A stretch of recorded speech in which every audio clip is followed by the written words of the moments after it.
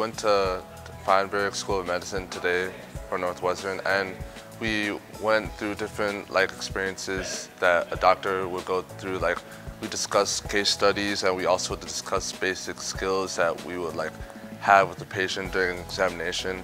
And we also talked with the admissions faculty about how to get into medical school.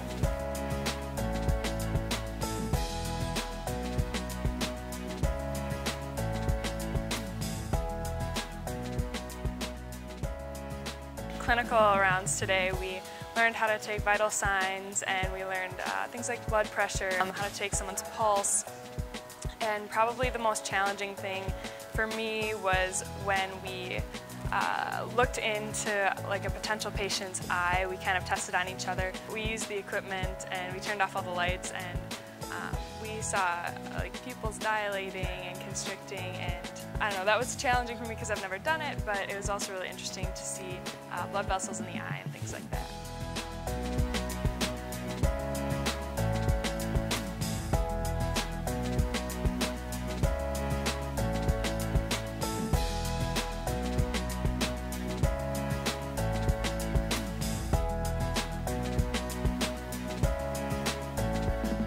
My favorite aspect of today's field trip was the global health presentation, because we had to talk about one of my favorite topics, which would be GMOs, genetically modified organisms, and hunger issues in developing nations.